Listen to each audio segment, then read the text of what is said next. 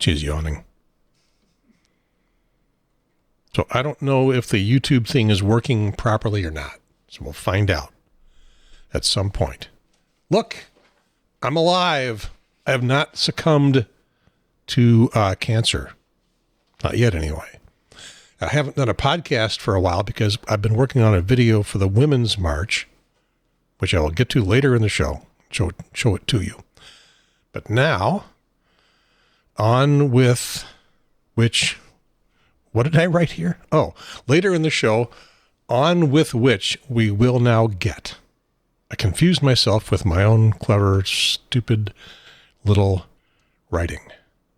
From the bonus room, above the garage, on the north side of Cary, at the foot of Mount Belzoni. Wait, screwed up the music. This is the Triangle. There we go. This is the Triangle Talk Show. This is episode 74, CancerCast, number 2, January 8th, 2020. I'm Gary Pierce. I am a potential Hair Club for Men member. That kind of jumps the gun here, but spoiler alert, I'm going to be losing my hair. Film at 11.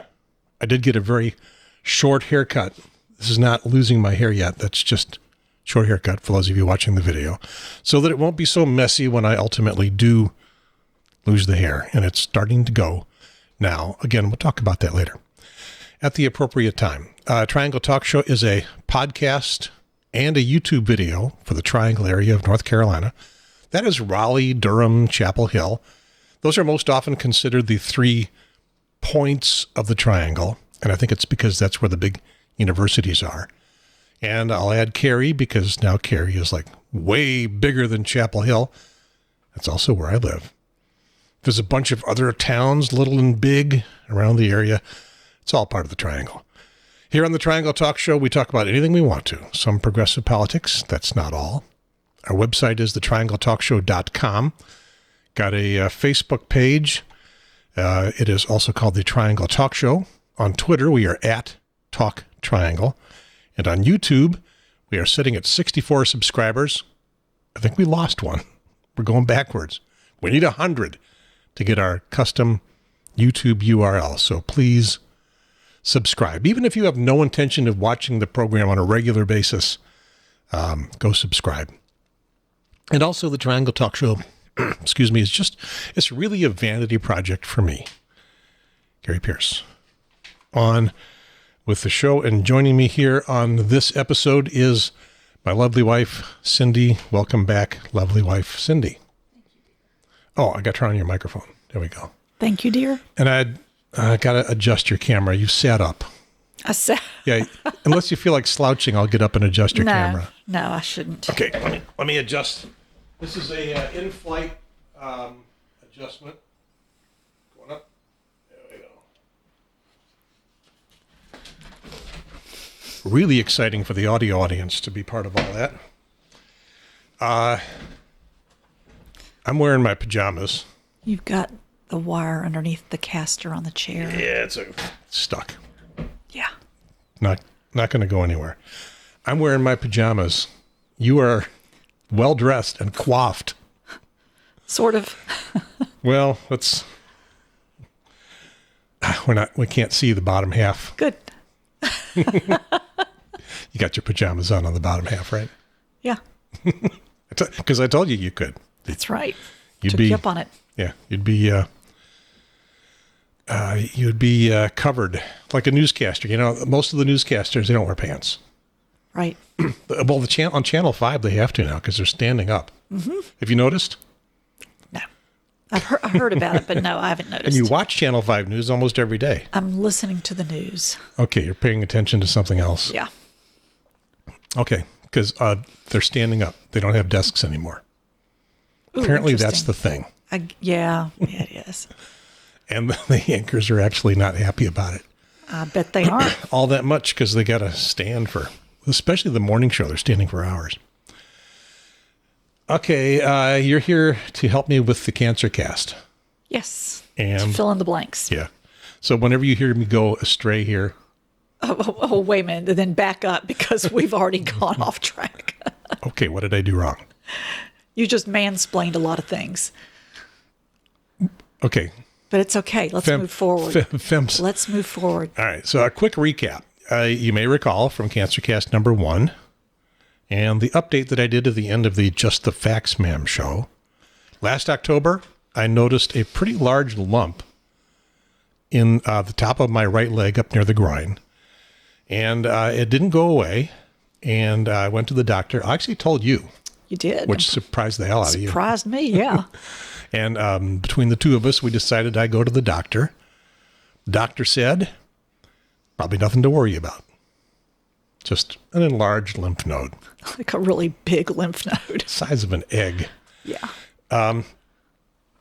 But she made an appointment to get an ultrasound. The ultrasound, it just showed a blob, kind of a dark blob. And I think it was mostly to reveal the size. And really didn't show much else.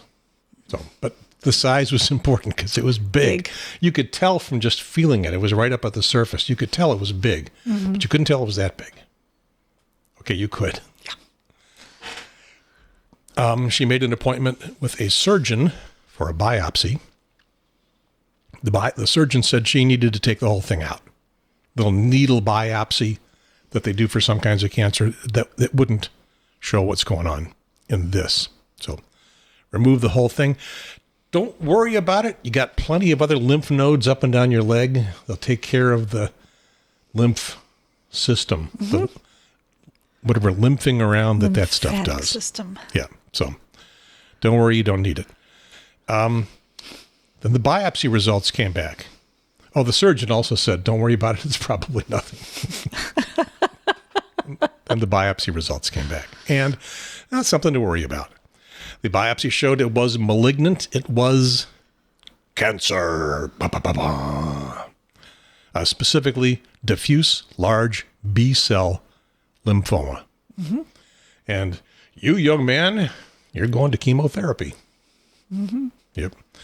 But first, a few tests. We did the echocardiogram and a PET scan, and we got some more complete results from the biopsy. And the last time I reported to you, we were waiting for those results. And I was also about to go into the first chemo, what they call infusion, where they pour the drugs into you. So those results, got them now. The echocardiogram, which is really just kind of an amped up ultrasound, showed that I have a healthy heart. Ba-boom, ba-boom. They want to make sure you got your healthy heart because they're going to infuse a lot of drugs at a high rate of speed. And they want to make sure your heart can handle it. So test that. And my heart is good. The PET scan, which is kind of like an MRI or a CAT scan. It's different, a little bit different technology, I guess, a little more detailed. What do they call it? Eyes to thighs, from the middle of my head down to the lower leg. Detailed look every place. We got to look at those pictures. I don't have them to show for you here on the podcast, but we got to look at those pictures. Pretty interesting. What they showed was the cancer had not spread anywhere else, or at least any place that could be detected. It could be, lingering someplace really tiny, below the detection level, but couldn't find anything with the detection technology they have today. So the final results from the biopsy also didn't show anything scary. So this is officially stage 1. That if you can have cancer, that's the cancer you want to have. Yeah. Stage 1. It's pretty much any cancer that hasn't spread itself around a body. And stage 1 lymphoma is considered curable. Very, very curable. So I guess the big deal about all this is, well, it's curable. And also that I apparently caught it early. Thanks to me and you. Going, this doesn't seem right. What'll we do? Oh, don't worry about it. It's fine. Yeah. Nothing to worry about. Yeah. So, the lump in my leg was the size of a tumor. The size of a tumor. I'm reading ahead, and I'm confusing myself. It was the size of an egg. I'm glad you're paying attention. I would have missed that. It was the size of an egg, but that wasn't all tumor. That's where the word tumor came from. Mostly fluid built up there because the cancer was causing the lymph node to go, Yeah, choking off the lymph node. Not happy with this. But the tumor itself was pretty small. So mostly fluid there. The cancer had not spread to the other lymph nodes around. That is really, really good news. So I think that catches us up onto infusion day, which now seems a long time ago. It's almost 3 weeks ago. It seems like months and months ago. But it was 3 weeks ago on a Friday, just before Christmas. And I got a picture for you to see. This is me in the chair, the comfortable lounge chair, the recliner. Isn't it heated seat? At Rex Hospital. I think it's got heating. Oh, yeah, it does. It's a heated seat, which is kind of nice. My shirt there is open. For those of you that are watching the video, for those that are not, we'll do our best to paint a verbal picture. It's a big Barco lounger, lazy boy type chair. My shirt is open there to give access to the port that is installed just below my skin. And the port is there for all the infusion drugs, so they don't have to keep sticking needles in my veins. And mostly, though, it lets them pump the drugs right into a big vein that is just before my heart. So the drugs get mixed in with a lot of blood. They don't sit around long. They keep moving because they're kind of toxic. And I can show you some of the drugs here. That's the drugs hanging up there on the, what do they call that thing that's hanging from? A drug a drug hanger thing. IV hanger, I don't know. Yeah, whatever. Anyway, the drugs are they're not good for you. They're killing things, so they don't want them just kind of floating in a vein for a while before they get pumped around. So they put them right into the heart, and that's why they test the heart to make sure it's going to do its job. This is the magic drug. This is Rituxan, or the generic is rituximab. It's the what do they call that? The smart bomb. Yeah, it targets specific proteins on a cell. Yeah, because in the past, the cancer drugs that they had would kill things in general, lots of things in general. You're still getting those things. Yeah, I'm still getting those drugs, but this is the main one. Yeah. So as they killed lots of things, well, you got sick and you lost your ability to fight off infections and things. So that still does happen, but not as much because you don't need as much, I guess. Well, they counter that with the Neulasta. Yeah. So anyway, so there I am sitting at the hospital. The chair to the right is where you get to sit. You spent the whole day with me. That's your computer. You're not in the chair because you were taking the picture at that point. So you spent the day working. Yep. On your laptop. I spent the day watching TV, listening to podcasts, or actually I think kind of mostly napping, taking snooze. I didn't feel very much like reading. It was going to be a long day. And that's mostly because of the Rituxan, the miracles drug, the smart bomb, that targets the cancer cells more specifically than anything they've had before. It's what your cancer research dollars have been going to, I guess.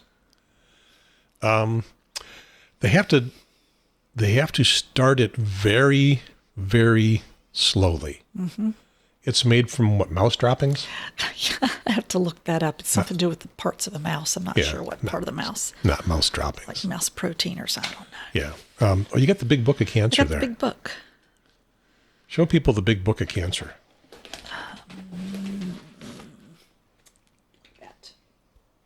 Yeah.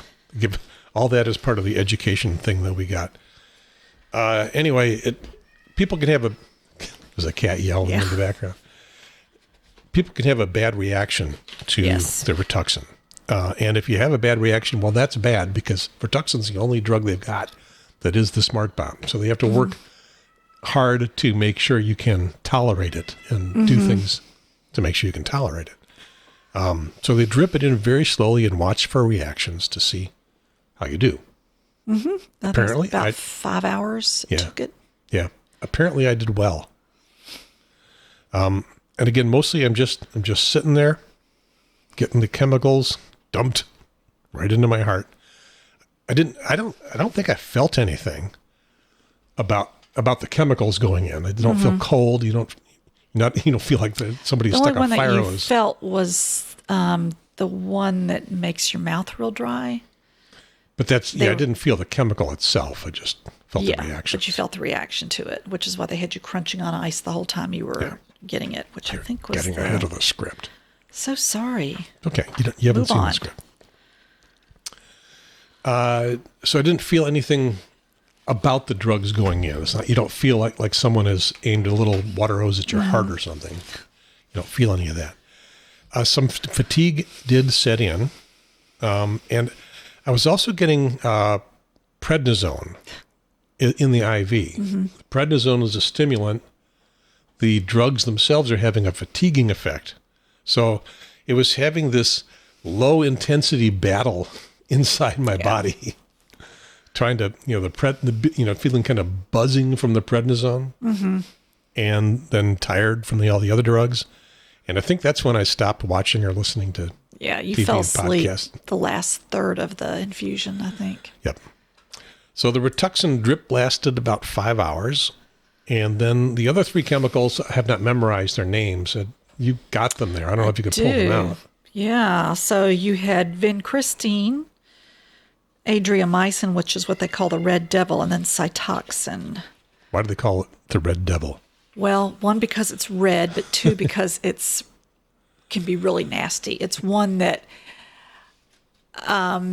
if it leaks through the vein, it can cause some serious damage. Don't tell me things and like so that. they had 2 nurses sitting there looking at you while they were slowly, there was like 2 tubes of it, and they just slowly put it in there. I think that's the one they had you crunching on ice, I think. But, red devil. Also, when you pee. Oh, yeah, that's right. You peed out. Comes out red. Red/yellow. And, of course, they warn you about that because otherwise you think you're going to be calling up thinking you're... Yeah, pulling that little lever by the toilet. Yeah. So, and I could go to the bathroom. It was on wheels. You can take that cart. It's on wheels. And you kind of walk it down the hallway carefully and slowly. The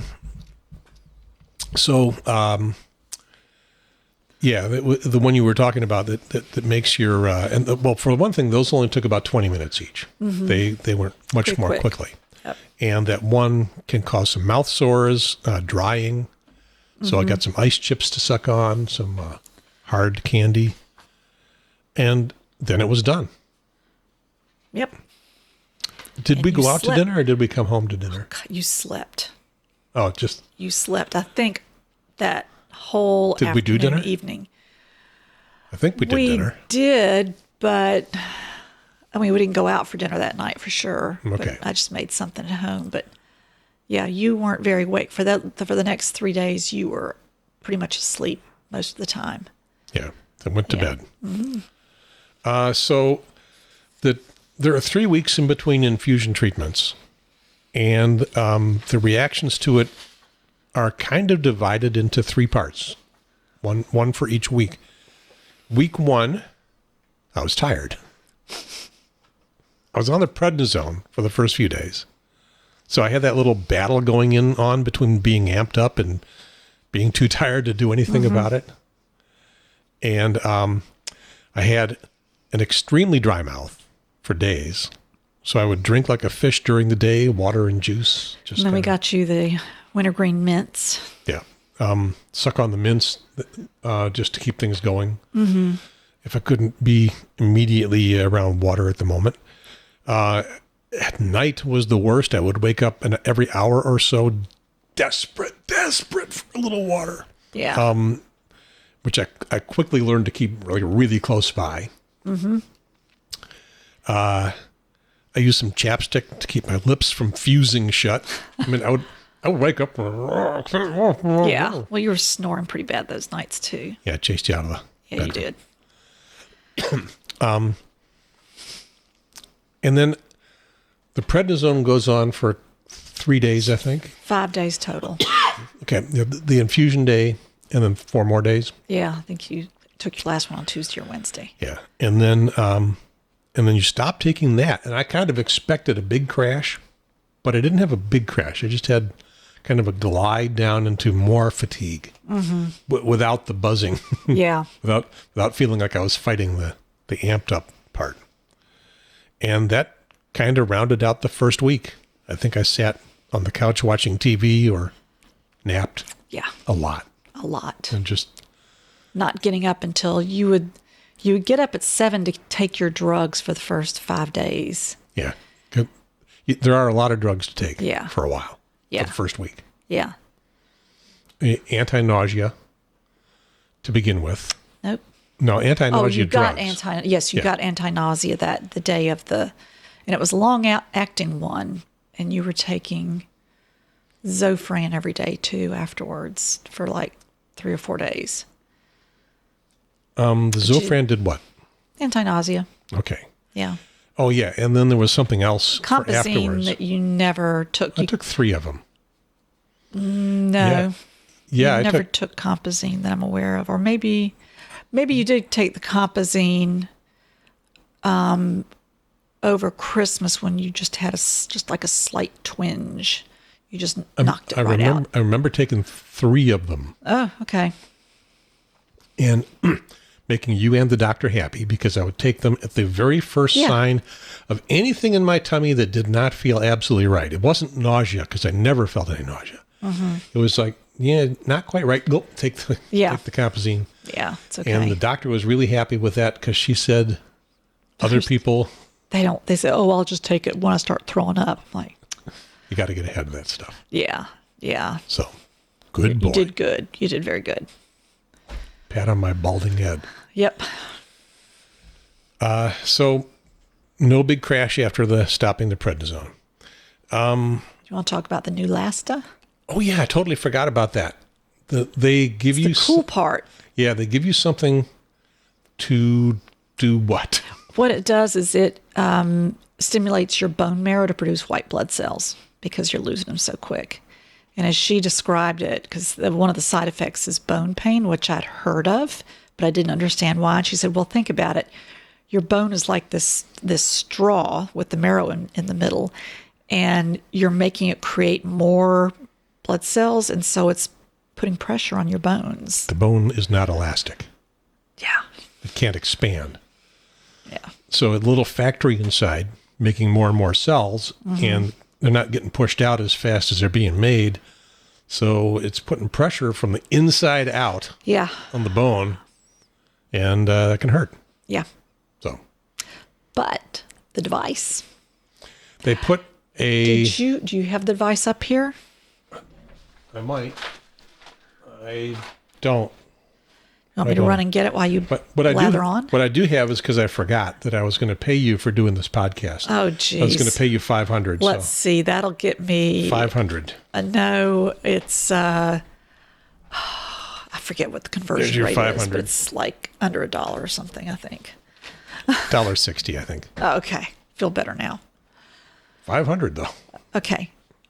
We're talking about Lasta. Florence. Yeah, we're The bill that I completely brought back from squirreling here. Hungary. Go on, Neulasta. Neulasta, the device, the wearable device. Yeah. Want me to go get it? No, but it's also like kind of an egg with a flat side on it. And it is literally mounted to the back of my arm. Yep. Peel and So, stick. Yeah, back there. Peel and stick is the way it's supposed to work, but they don't trust that. So they wrapped it with a bunch Yeah. of turns of the sticky stuff that they Yeah. do all the bandages with. And the reason they do this is it has the drug in it. And they don't want to give you that drug the day of the rest of the infusion. You get it 24 hours 24 after. hours or 18 to 24 hours after. And so when they put it on, it sticks a little needle into the back of your arm. You can also put Like being Borg. You can also put it on an abdomen if you want. I chose my arm. Arm's better. It sticks a little needle in, and then it just sits there, Waiting for the timer to go off. Which was the other weird thing is that they do all this. They put it on your arm, of course, right after you finished with the infusion, and they actually inject the drug into that device. It's not in there already, so they inject it in there, and then they set the timer, and you start blinking the green light. And I remember waking up in the middle of the night, that first night, and your arm's blinking. I'm winking and blinking. Too, yes. And then theoretically, it's supposed to start beeping when it is delivering the injection. It beeps very softly. It has to, because obviously it was on you, so you would have heard it. You didn't hear it. I was around you the whole time that afternoon because we knew it was going to happen about 7 p.m. And so we were kind of listening intently starting around 6 and never heard anything. No, didn't matter. A couple hours later, we can take the device off. And then I could feel the needle when it first went in. I didn't feel anything else after that. I was a little worried because the needle isn't like really long, and you could bump that thing and dislodge it. Yeah. So they checked for that. No, we checked for it when we finally took it off. We looked to see if anything was wet around it, and it wasn't. So apparently the drug all went inside, just the way it was supposed to. Yeah, we think. Okay. So one of the drugs that I was taking was designed to protect my kidney. Yes. Because it's getting attacked by the other drugs. Oh, it's clean. Your kidneys are cleaning things. And so yeah. They're cleaning out all those chemicals. Yeah, the cancer cells are being killed, but they don't vaporize. They go into the bloodstream and head on to the liver and the kidneys to get pulled back out. And now they're working damn hard. Very hard, which is why they want you to drink tons of water those first couple of days. Okay. Which reminds me, yes, drink. Allopurinol was the drug that does that. So I was getting up at 7, taking my drugs, going back to bed till noon. Or 1 or 2 for a couple of days, yeah. That's the way I would live anyway. I know. That's a look into our future when I retire. I had the option. Yeah, we'll be up until 1 or 2 o'clock in the morning, and we'll get up at 1 in the afternoon, probably. Looking forward to that. Yeah. You just got to get rid of that stinking job. Yeah. Okay, so we were initially told that week 2 would be worse. Now, by week 2, no more drugs. I've taken all the drugs. Yeah. I can take the nausea drug as needed, but I didn't need it most of the time. We were told it would be worse, fatigue and Nausea and pain. It would be the bad week, but it wasn't. Well, this is round 1. I still felt tired. Yeah. Still felt tired. Less so. I was getting a little better every day. I could get up and around, and we could go out to eat and things like that. But you would be exhausted. Yes, I could overdo it really, really easy. But I could get some things done. And if this were week 1 or even week 2, I wouldn't be sitting here talking. No. No, I'd be worn out just doing this. Yeah. So we can tell I'm doing better. Because, podcasting, it really takes it out of you. Out of you, yeah. Well, it kind of does. You get done with a show, especially if it's a really good show and you're all pumped up. And I know when that happens. You've been all pumped up. Okay, so week 2 is supposed to be worse, the bad week, but it wasn't. Still some fatigue, a little less, getting better as week 2 went on. We are now sitting near the end of week 3. Today is Wednesday. That will be 3 weeks on Friday when I go back for the next infusion. And while I can still overdo it, I'm about as close to normal as I have seen. There has been no nausea.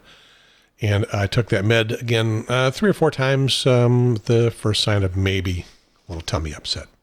Making the doctor and you and me very happy. It's a good boy. I didn't get a lollipop.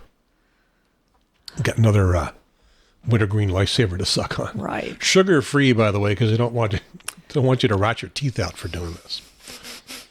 There Says was the man that sat down with a single serving ice cream package. all ice cream comes in single Quart. serving.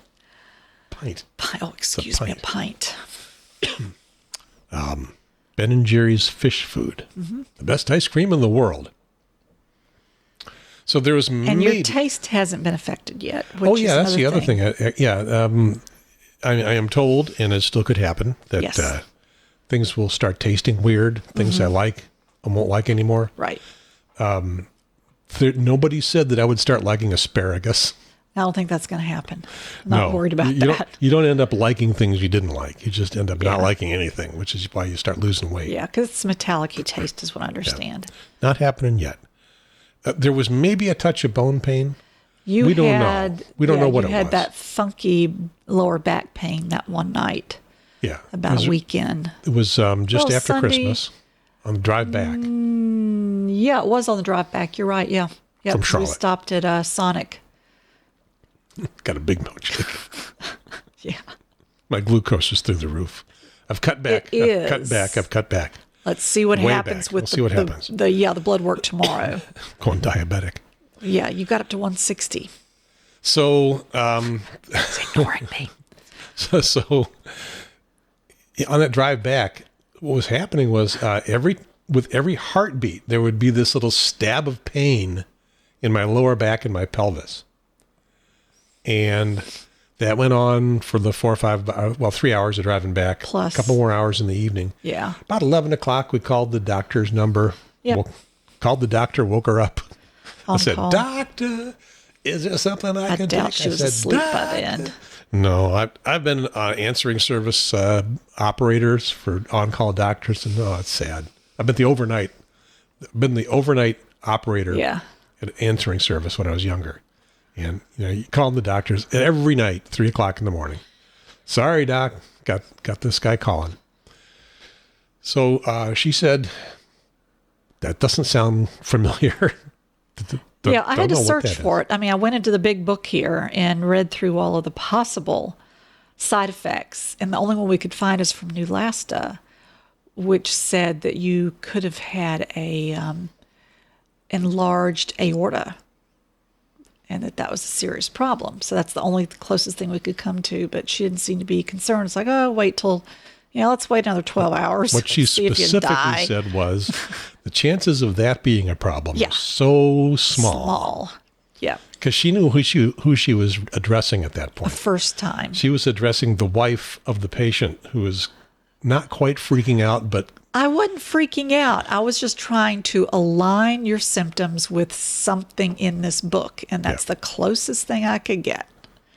Cyndi, by the way, has a medical degree from Dr. Google University I do. and Dr. Radio. It's your favorite station it now. is. Yeah, it is. I enjoy it. I mean, not just because of this cancer thing. You're on Dr. Oh, Radio. I've been on Dr. Radio for a couple of years now. And your favorite show? Emergency, the ER, Dr. Billy and Hoji, and Special Cloth, and Little Bird. Some people out there will know. They'll know what I'm saying Yeah. if they Does- listen. Does she listen to her husband? No. Oh, I listen to you all the time. Do I listen or respond? Not always. Do you listen to the show? No. Not always. Not never. Okay, so maybe that was bone pain. I don't know. It doesn't sound like what anyone has described as bone pain. It went away Yeah. overnight, pretty much gone by the next day. So first week, amped up by the prednisone, battling the general fatigue, the fatigue generally winning, very, very dry mouth. And second week, all of that pretty much gone except for still being tired, but not as tired. Yeah. What would you say? Still as tired or not quite as much? Oh, no, you're not quite as tired. And plus, you started to, I'm going to put workout in quotes, Walk out. which is great. I mean, that's admirable that you're pushing yourself to do that. Yeah. Well, I've got but an elliptical, Yeah. and I will normally use it. I've been for years been using it or an exercise bike for 45 minutes a day, every day, Yeah, I know. at a level that gets me sweating and out of breath. Yes. It raises my heart rate to about 110, 115, sometimes 120. When I was a kid, When I was a kid. when I was 35 and I was doing aerobics, I would bring my heart rate up to 180. Yeah. Not anymore. No, you're out of that range 100, now. 110, 115. You blow up. That's exercise for me now. Yeah. And I'm super proud of my resting heart rate, which sits at about 50. Yeah. Bump. Like an elephant. Bump. My heart is not working very hard. We met with the doctor last week. She was great. Actually, it was a nurse practitioner, I guess. An AP. Yeah. She was great. The oncologist is great. The A&M. surgeon was great. All women. Everybody's been great. All awesome. Yeah. Very happy with my progress. I think that's when we learned that this is officially stage 1. Well, I we think that's- learned that while you were getting your infusion. Okay, they told It was us stage 1. it was Yeah, you stage got 1 the call. at that point. Okay, yeah, PET scan that's right. results, because that's what we were really waiting for. Yeah. So the final biopsy and the PET scan, they showed it was caught early, hadn't progressed, as detectably anyway. I wouldn't have predicted that based on how I much wouldn't that have lymph either. node had I blown know, up. it was so big. I was like, oh my gosh. Well, it made me feel better when she was doing the physical exam. She was checking all your lymph nodes, and the only place I saw her stop and do a little bit more was like right underneath your jawline here where those nodes are.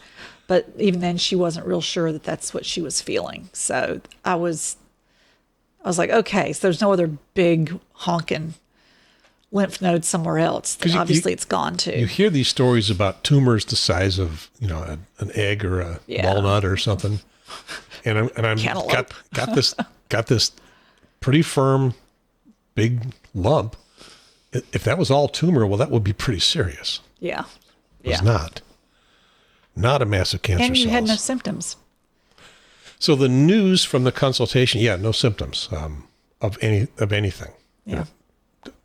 I found it. Yep. That was it. The news from the consultation, this thing we learned for the first time, was that, first of all, I'm only going to get 3 chemotherapy infusion treatments total. So there's 2 left. And then I get a month off. And then the other news is Laser. radiation. Got to get radiation. Very pinpoint radiation. They're going to make a mold of your butt. Yeah. Hold me in one spot. Yeah, I thought that was interesting. And then very pinpoint radiation at the site of the lymph node, which is, very close to other important stuff. Well, we're not going to have any kids. Maybe it's not that important. Past that. Yeah. Anyway, it's going to be very targeted. And the schedule is kind of rigorous. It's every day, 5 days a week, get weekends off. And the only reason you get weekends off is the doctors want weekends off. Probably. That's what I'm saying. Yeah. 5 days a week for up to 6 weeks. Might not be that long. Might be that long. We'll see.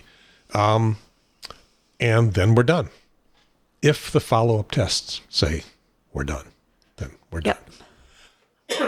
So the side effect from the radiation could be more fatigue. Oh, boy. Fortunately, and somebody mentioned this, does it bother you to just sit around, watch TV and not do anything? Well, You're asleep. as it so happens, no. Yeah, you do. You know how to do that. You're a professional. Would be my natural resting phase. Yes, it is. So, so that is what is likely to be coming up after the chemo, which ends at the end of this month, I January guess. 31st. Yeah. So February off for the most part, and then the radiation, and then cure. You're done. Get out! Get away from me, boy! You're done. Get out of here. So, yes, the side effects from the chemo are cumulative, Yes. But another thing that we learned was that is really mostly for folks that are going into week 4, 5, and 6 and beyond for the chemo. And I won't get those. Right. Done at 3. 3 and done. So I can expect phase 2 and phase 3 to be more like phase 1. But we will We'll see. We will see. We'll see. All right. What about the hair? Yeah. Famous symptom, famous after side effect of chemotherapy. You lose your hair. So the other day, today's Wednesday. So Monday, I tugged at a little tuft of hair on the side of my head. Boop. Yeah. I'm not going to do that for you live here, but I'm going to show you a picture. Well, as I mentioned at the top of the show, I got a haircut. This very short cropped haircut. This is not the effects of chemo. This is not my hair falling out. I got a very short haircut just so that when the hair started falling out, it wouldn't be long and messy to deal with and clog up drains and stuff like that. Yeah. Which reminds me, I still need to buy some Drano. You may not have seen the title that I gave for you, Cyndi Pierce. Enough hair for both of us. Yeah, I do. Yeah. It's always been the case. Pretty much a good thing I got the cancer. So anyway, got this pretty close cropped haircut, but this is what I saw happen. There we go. Just grabbed a little tuft of hair. Yep. And it came right out. It wasn't like, ouch. It's still amazing. The majority of that is still dark hair, not gray. You haven't gone naturally gray very much. Okay, you get back to your microphone. You haven't gone naturally gray. No, not very much. Ladies and gentlemen, just in case you have forgotten, I'm 70. Yeah. 70. I've been on this planet for 7 decades, and this is not Grecian formula. Nope. That's me. It's all you. What is the secret to my youth? I'll never tell. Genetics. Well, my dad's hair turned gray. That's true. It was pretty late. It was probably his late 60s anyway. Oh, okay. So I don't know. We'll see. Before that, I would tug at the hair every now and then just because I knew it was coming and nothing would happen. It was firmly planted. But then last Monday, I pinched that lock of hair and boop, pulled right out. I didn't have to pull hard. I tried it a couple times, different parts of my head just to test. And I could probably pull all of it out right now if I wanted to, but I didn't. Yeah, let's not. I can pull some out from my eyebrows as well, so they're going to get ready to go. Wow, okay. And you know what's odd? For all of the stuff that we've been going through, that made it seem more real. Oh, yeah. Than anything else. Yeah, Hair. that's visual. Hair is the thing that bothers people the most. Now, it's not going to bother me very much to go bald.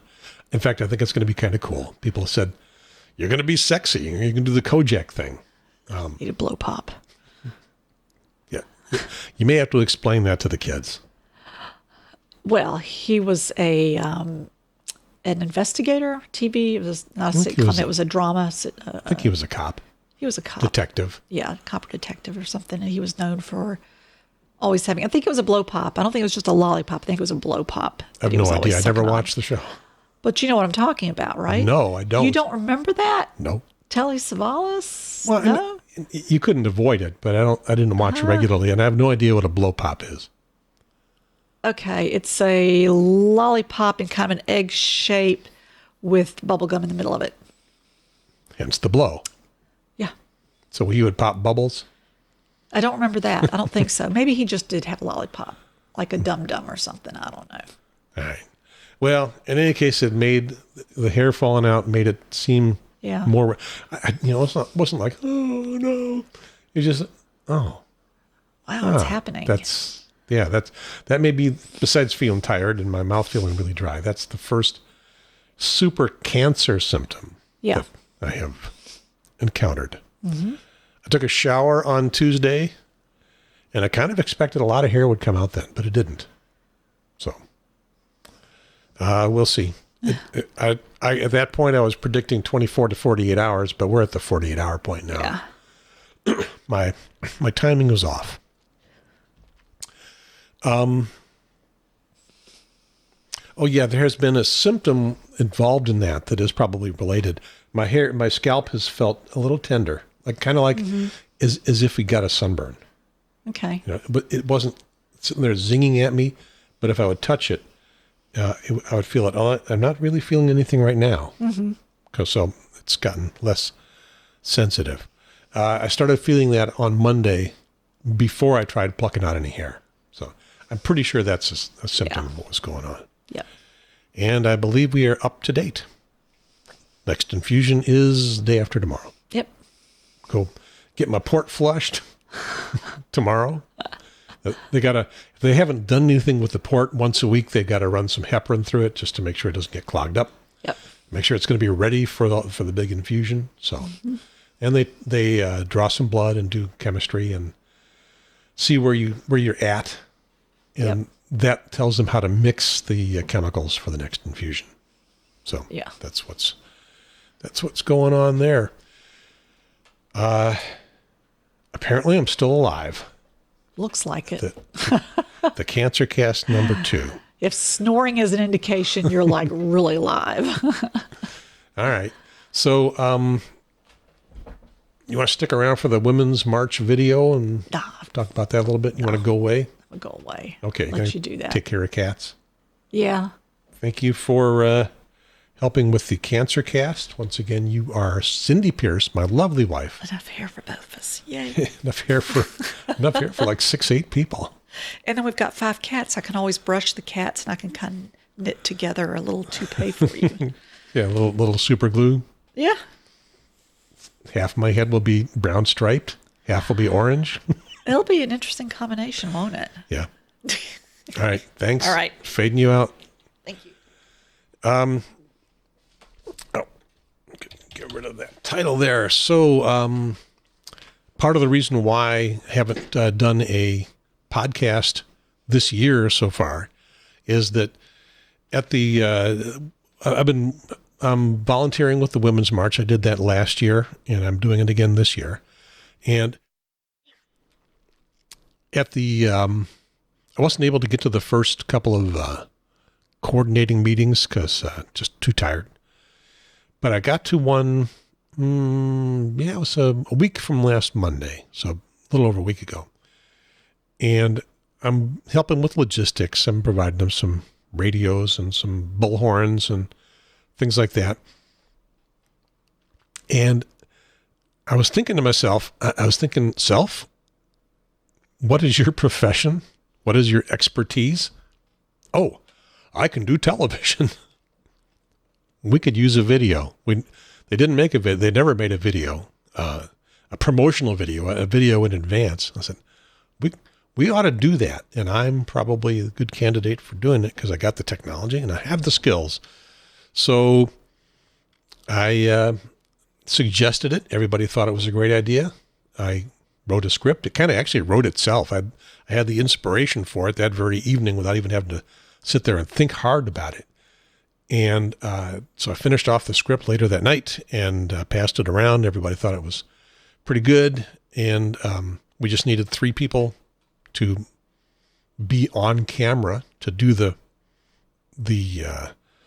on-camera part. I had a lot of footage from the previous year because I took my camera down there and shot it. It was part of a podcast last February.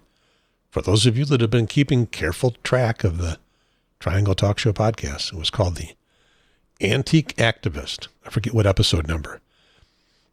And I had all that footage, and it worked. We were going to shoot on Sunday.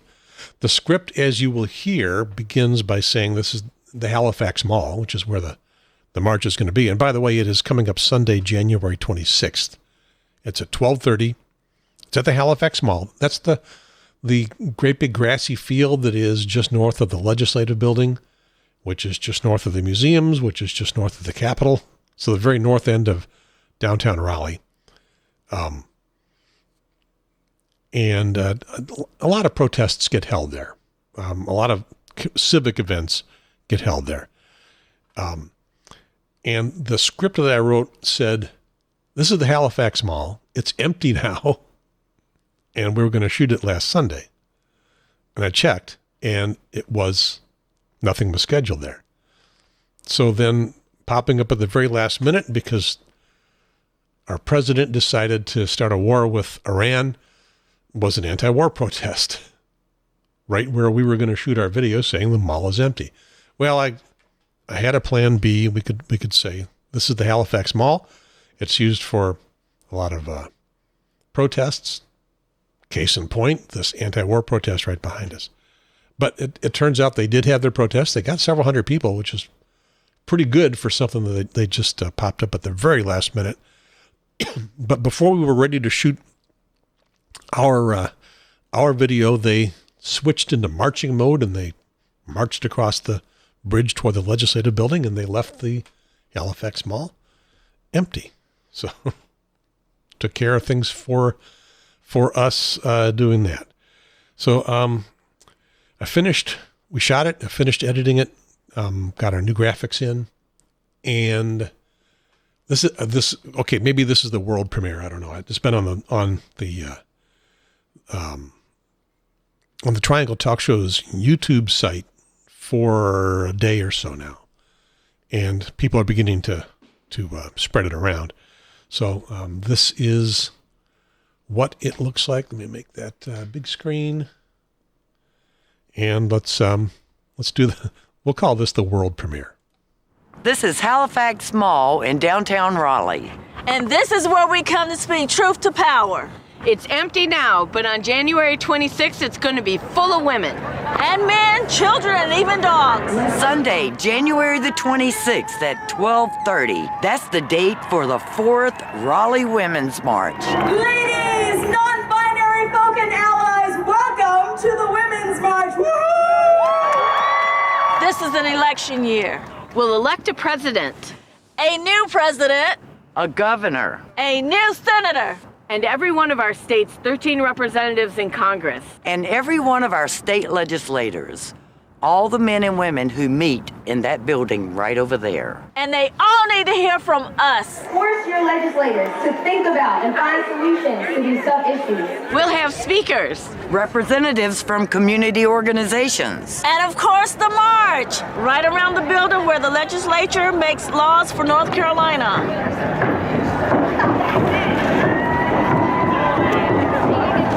On January 26th, every one of the thousands of women who will be right here will have made an individual decision to come. So make a sign. Come make some noise. And make a difference. They call Black women minorities. They call Latino women minorities.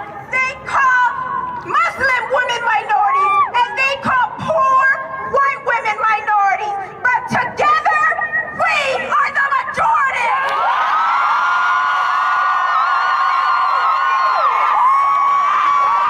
Because without you, Halifax Mall is just another empty field.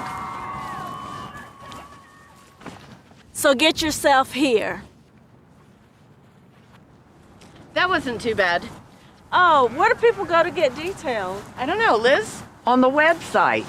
It's right there on the screen. Hey, how did that get there?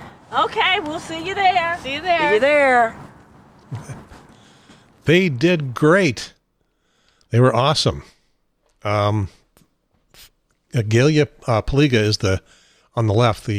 She's the president of North Carolina Now, National Organization for Women. And then the other two were Allison and Liz, and I don't know their last names because didn't find out. Things were busy. They were all recruited at the very last minute. So by last minute, I mean at the event. I had one person scheduled to be the on-camera talent, and she actually didn't end up being the on-camera talent. She recruited 3 other people. That's the way those things work. They all turned out to be great. They did a great job. Acting, doing something like that is harder than it looks. Doing this podcast is harder than it looks. I know. I'm making it look easy. All right. So the Women's March is, again, it is, sorry, getting the next thing ready here. Sorry. January 26th. You know, I've always wondered, protests, again, I'm kind of the accidental antique activist. Activism has not been a big part of my life. I've been to a protest or two in 70 years until last year, and I started going to a few. A few people, sometimes it totals out to a few thousand, but relatively, in terms of the population we got around here, still relatively few, do this all the time. And for the Women's March, it will bring out people who this may be the only activist thing they do all year. Now, a lot of them who are there do all of they do the Tuesdays with TTS and the HKNJ and anti-war and lots of other things. But most of them, because there's going to be a couple thousand women there, most of them, this will be the one of a couple things that they do this year. So do protests work? Do they achieve their desired effect? Well, this showed up on, I think, the Tuesday with TTS Facebook page a while ago. And this is from Stanford Business School. It's a study. And their conclusion is that protests, both liberal and conservative, there didn't used to be very many conservative, but there are now, think Tea Party. They have an impact, they're saying here, on U.S. House elections. And I'm not going to read the whole thing, but I'll put a link to it on the Triangle Talk Show website if you want to look at it in more depth. Do protests actually accomplish anything in terms of election results or the balance of party power? And the conclusion of this study is absolutely yes. And it's based on 30 years of data, co-authored by Sarah Sewell, a Stanford Graduate School of Business, and Daniel Q. Gillen from the University of Pennsylvania. And their study finds that spikes in both liberal and conservative protest activity can increase or decrease a candidate's vote by enough to change the final outcome. So if you've wondered whether it's worth spending the time on your Sunday to get up, get ready to go, drive downtown, park someplace, and attend the protest, even to just stand there, maybe make a sign if you're more active about it than that. As you could see, a lot of the people who are there and a lot of the people at all the protests, they make signs, some more creative than others, some more artistic than others, some just big block letters. A lot of that goes on. Is it worth it to you to just be one of those people, one of those relatively anonymous people in the crowd? Well, and I put this in the video, in the script, without every individual making the decision to go downtown to do the protest, there wouldn't be one. So when they add up to a couple thousand people, it's because a couple thousand people made an individual decision that, yes, this is an important cause to me and I'm going to go. And cumulatively, we have an effect. It's just like voting. My vote isn't going to count for anything because, it's just one vote. But cumulatively, without your vote and the votes of the thousands and thousands of other people who are voting your way or the other way, you don't get what you want. Take, for example, 2016. I think that's probably all I need to say about that. Okay, one more little thing and we will wrap it up. I saw this pointed out and I stuck this on my on the Triangle Talk Show Facebook page.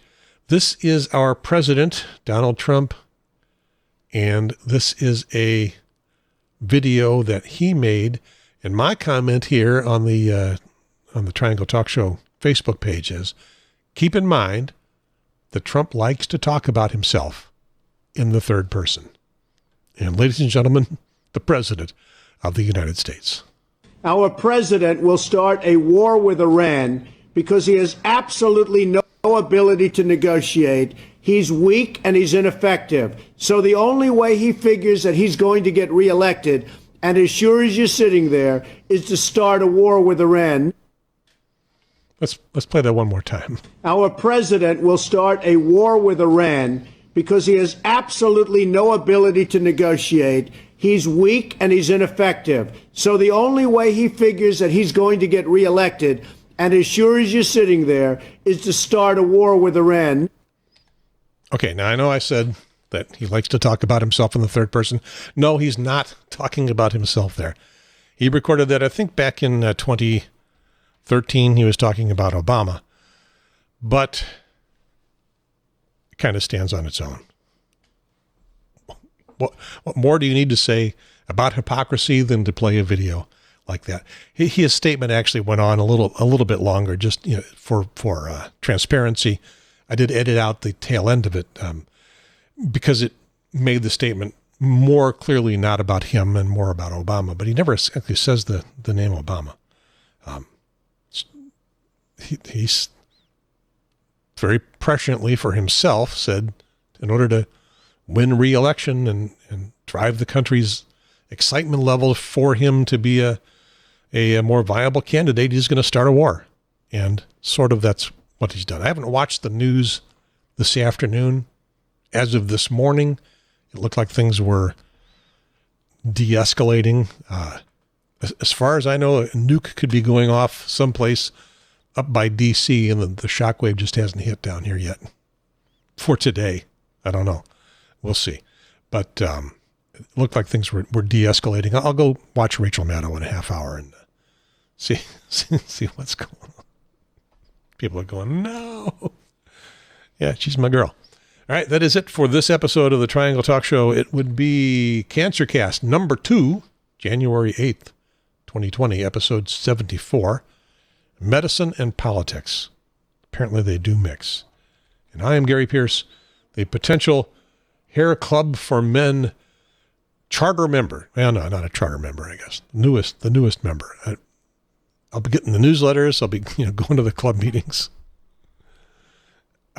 I'm looking forward to bald. I don't think I'm going to do a wig, although Cyndi checked and our insurance would cover a wig, and probably a really good one, one that no one could tell.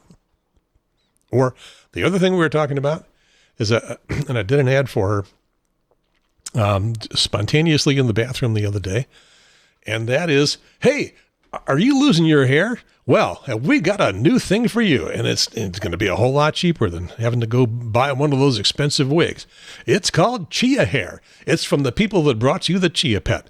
We're going to drill thousands of tiny holes in your skull and plant our chia seeds. You just water them for a couple of days, and boom, a full head of chia hair. We don't recommend that you try to comb it or brush it too hard because it's going to pull right out. But other than that, you got a full head of hair. Well, a full head of green plant-like growth on your head. But from a distance, it could look like you got hair. And on that note, over and out.